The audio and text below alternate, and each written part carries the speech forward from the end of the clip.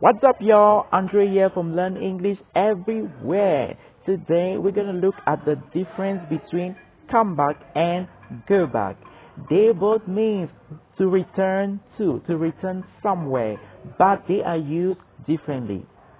Come back is used when you return here. For example, I'm in school right now. In the evening, I'm gonna go back home, and in the morning I will come back to school. So I will come back here. I will return here.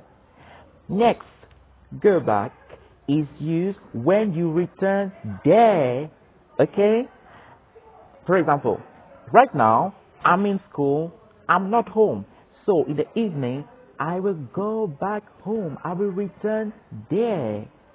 Yeah, and I hope you gonna come back to Learn English Everywhere to improve your English, your vocabulary, your speaking skill.